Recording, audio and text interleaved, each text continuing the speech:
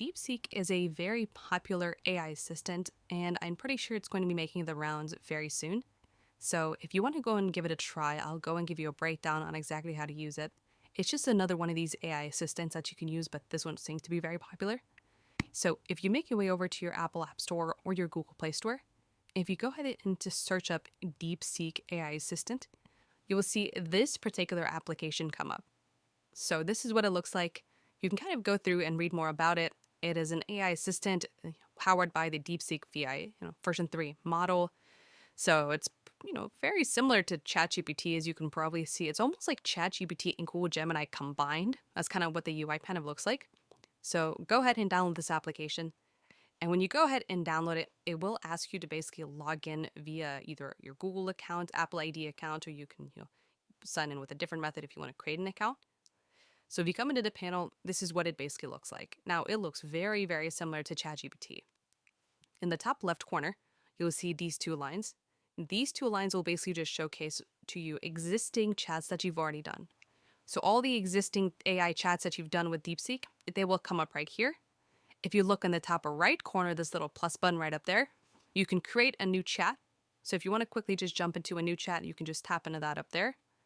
This bottom portion is where you can start asking questions. So you can go through and you can start asking it questions.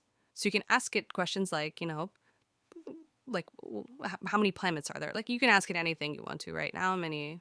So I can ask it a basic question like that. I can go and send it off, and this is what it's going to look like.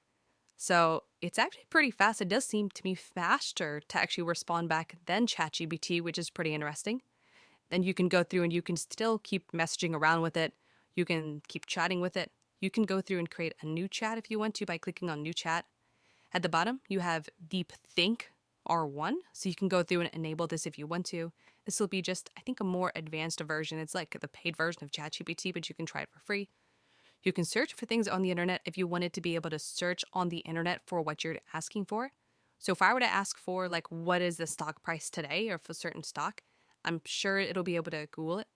You can see if I go and enable the web search, it will go ahead and start searching on the web for it. And it's searching the web, found results, and it will tell me what the stock price probably is today. This is actually a little bit slower. So these responses are faster. These ones are actually slower. You can see it's still searching. ChatGPT probably would have responded, by now. So you can see this is still going to be a work in progress for sure. Clicking on the bottom, you can click on this plus button if you want to, so you can go through.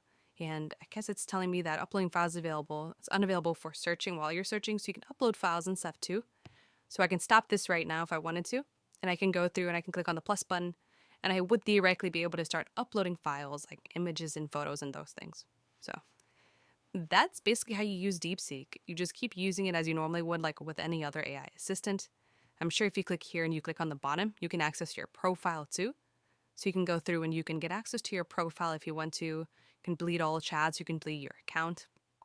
But that's basically how you use Deepseek AI. If you have any other thoughts or questions, please let me know in the comment section below. Hit the like button, not me so much, but definitely hit that subscribe button. More importantly than everything else, I love every single one of you guys. Hopefully I'll catch you guys in the next video. Peace out till then.